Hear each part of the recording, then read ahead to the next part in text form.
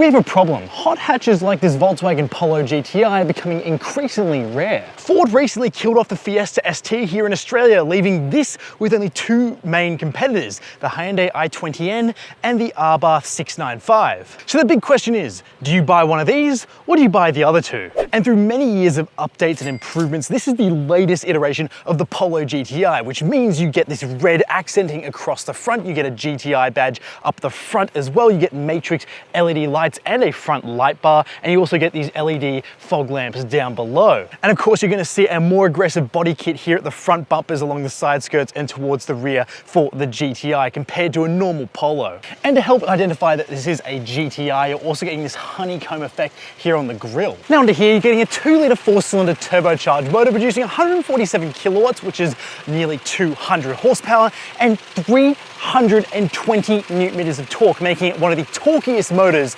in its class. Now we can see here there's a massive turbocharger here which makes lots of turbocharger sounds, and here's the thing, this thing has plenty of aftermarket support, which is good if you want to squeeze a tiny bit more power out of your Polo GTI. Now 3 years of servicing on this thing will cost you $1,655, but if you opt for a 5-year package it's going to cost you $3,737. And of course it's covered by Volkswagen's 5-year unlimited kilometer warranty. Now one of the best upgrades along the side of this car would be those 18-inch Faro wheels. I really like the look of them, and you also get red brake calipers in there as well. Of course, you get upgraded brakes because this is a faster Polo and it needs to stop a bit quicker. You get GTI badging along the side here. You do get these power folding mirrors as well. But from the side, apart from some side skirts, it looks pretty normal compared to a normal Polo. Now, here are 3 things you can't see in this car that actually make a big difference to how it drives. One, it comes with an ELC and not a mechanical limited slip differential like you'll find on the Mark 8 Golf GTI. Number 2 would be the adaptive dampers, so you can change how stiff this car is through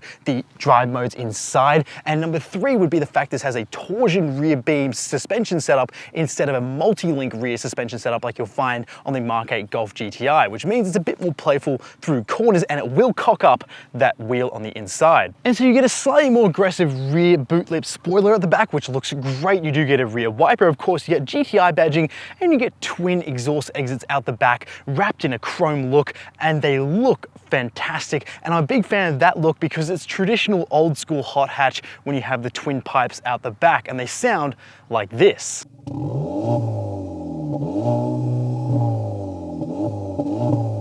Now it's worth noting you can get these LED rear taillights with sequential indicators at the back, and it's also worth noting that this exhaust isn't valved, so it's going to sound the same regardless of which mode you put it in, which is a little bit annoying because other cars in this category do have a valved exhaust, which do make a big difference to how it sounds. So I'm already tempted to put an aftermarket exhaust on this thing, even though it's not even my car. Now in traditional Volkswagen fashion, you flip the badge to open up the manual boot. You're getting 305 litres of boot space with all the seats up, and 1,079 litres with the seats folded down. They fold in a 60-40 split, and unfortunately there is no ski pass-through for longer items through the middle seat. But what is cool is that you can actually use the boot floor as a cargo divider by lifting it up. You also get this hard cargo cover here, and underneath here you do have a spare tire with your battery located in the rear to help with weight distribution, and also because there's not a whole lot of space underneath the bonnet. Now, just like the i20N, this thing is practical because it has a second set of doors, unlike the Abarth. Here in the back seats, I'm relatively comfortable. For a 5'11" adult, I have okay amounts of feet room, knee room, and headroom, so I'll be okay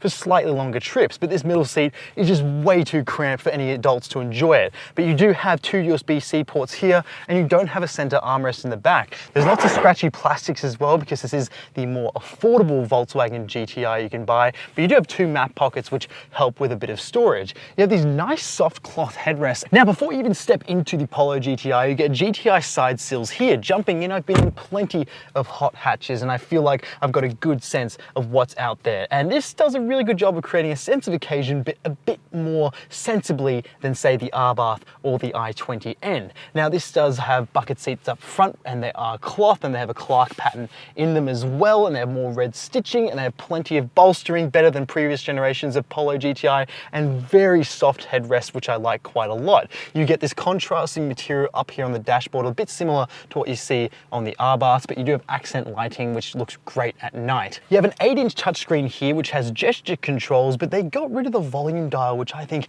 is really frustrating. Instead, you have these touch buttons on the side, which I rarely use because they're so annoying to use. I just use the capacitive buttons here on the steering wheel. Now, what is good is that it has wireless Apple CarPlay and Android Auto, and also DAB+ radio, which is very good. And it's just a nice bright screen that's also angled towards you as the driver. Now, down below you have touch capacitive buttons for your climate controls, but at least they're not hidden in the screen like the Mark 8 Golf GTI. You have a wireless charging pad, you have 2 USB-C ports, you have a giant physical shifter with some red highlights through it, which looks very nice, and more red stitching around the shifter boot. You have a big start engine stop button, and you have some buttons down here, but the most important one is the one that's always lit up, which is the drive mode button. You have a nice physical handbrake here, but it misses out on any red stitching, which is kind of odd. Now you also get some cup holders here, which are pretty small, and you also do get an okay size felt line glove box. Now I really like the layout of the dashboard here. There is a gloss black plastic that goes across the top here, and there's a 10.25-inch display in front of me, which is slightly customizable,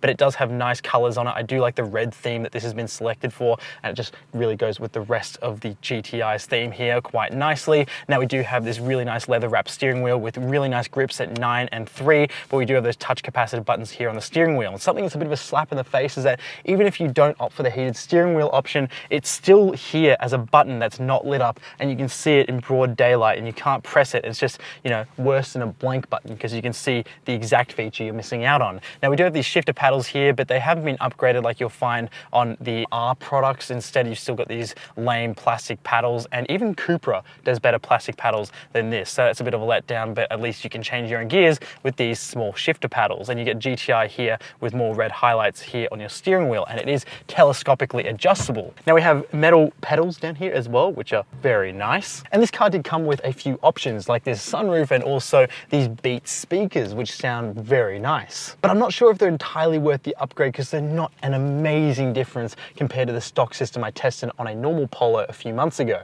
But I will say that this sunroof makes a massive difference to the interior light in here, and I definitely would opt for that. And I like the fact that you can open it and create an open air experience in a small hatchback like this. Now, is the build quality any better than its rivals? Well, it does feel a little bit better built than the Hyundai or the Abarth. I think this just feels a bit tightly put together compared to those cars, but it does share the same sort of scratchy materials you'll find in those cars there.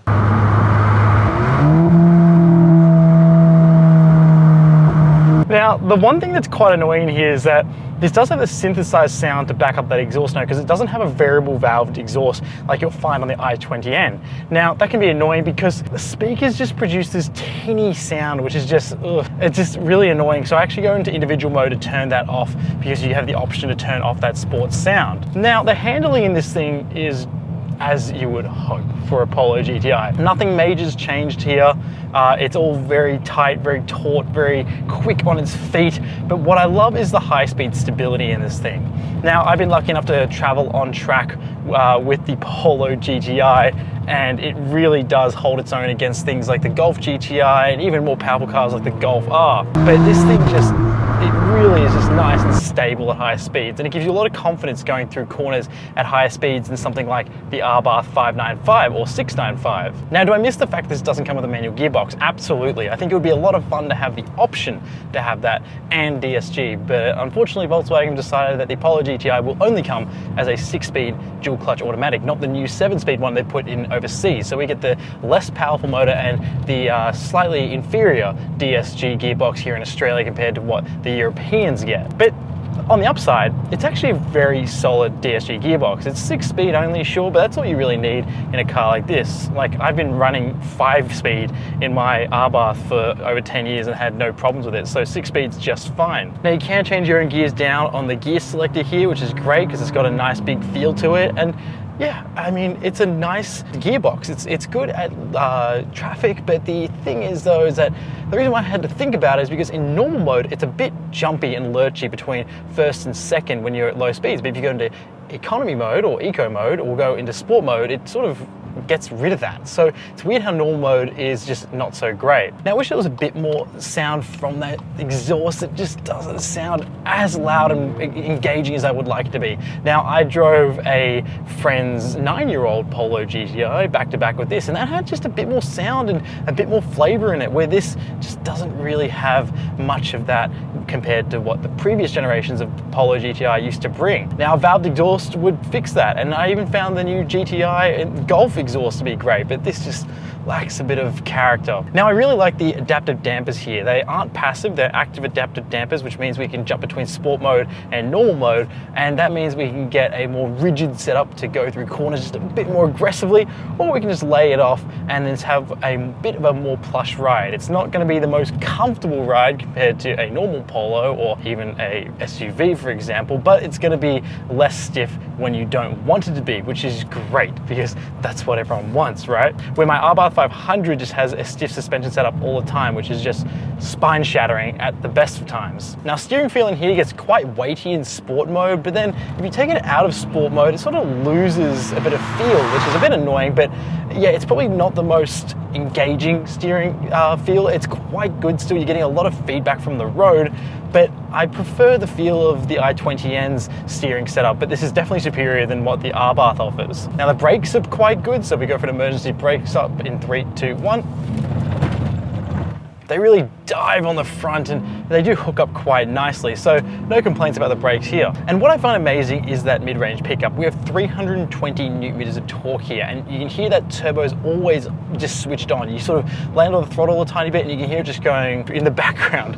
And it's amazing how much pickup this thing has. It shifts in from second to third, and that third gear pull is very strong for a little hatchback like this. It doesn't weigh that much, but my God, that's just, it's just really starts picking up a lot faster than you might anticipate. You might think, okay, second gear, it's all right, and third gear, you start really moving. Now, the torsion beam on the rear is quite a lot of fun because it allows you to pivot into corners and just sort of have a lot of fun going through corners, and you can even cock a wheel if you're feeling a bit more adventurous. Now, the only problem is that it just doesn't have that flat cornering feel that the Golf GTI has at higher speeds. So it's a bit more playful, but if you want the more stable car, you're going to go for the Golf GTI. And then the other thing as well is that this has an electronic limited slip differential, and it doesn't have a mechanical limited slip differential. So it means going through corners at a higher speed doesn't feel as great. It still corners beautifully, as you would expect from any hot hatch, but it just nibbles at the inside brake just a little bit. It's not too noticeable, but a mechanical limited slip differential just feels like it works better and makes me feel like you have better pace through a corner like you would find in an i20N. Now, something I have noticed is that the Polo GTI isn't really bringing a lot of ridiculous smiles or laughs in this review. Normally, if I test a hot hatch, I'm normally laughing out loud about how ridiculous it is, but this just feels so grown up. Now, you could consider the Polo GTI to be the Goldilocks of its category. Now, the i20N would be the hottest tiny little hot hatch you can get with a much noisier exhaust. It's a lot more playful and definitely feels a lot more engaging. But then the Abarth, on the other hand, is far more focused on styling and also a bit more engagement, but also is just a bit more flamboyant with how it presents itself, which means it can be a ton of fun, but it's also a bit of a pain to live with on a day-to-day basis compared to something like the i20N or the Polo GTI. And this is coming from an Abarth owner that's owned one for over 10 years, so that's valid. What the Polo GTI does really well is it does all the hot hatch things when you want it to, but then you can sort of dial it all back and have a really relaxing time, where the i20N gives the illusion of that, which you can use custom modes to dial everything back, but it still feels a bit like a little tiny race car, where this thing can feel like a proper commuter car, and then you can turn on all the GTI features and go absolutely ballistic on the track. And this thing is so much fun to drive on a track because I've actually driven this out on a racetrack, and it can hit nearly 200 kilometers an hour and keep pace with a Mark 8 Golf GTI. So if you think you need a Mark 8 Golf GTI for the extra power, think again. This thing with the right driver can be quicker. And so I think for all the features you get, the power, performance, and also the practical elements and build quality of this little hot hatch, it's one of those things that I would just say go out and buy if you think the other two options are just a bit too shouty or maybe a bit too much for you. Now, thank you so much for watching. My name's Cameron. This has been Product Review Cars. Make sure you follow us on Instagram and TikTok at Product Review Cars to see more car content there. And make sure to review your own car on productreview.com.au. And I'll see you in the next one.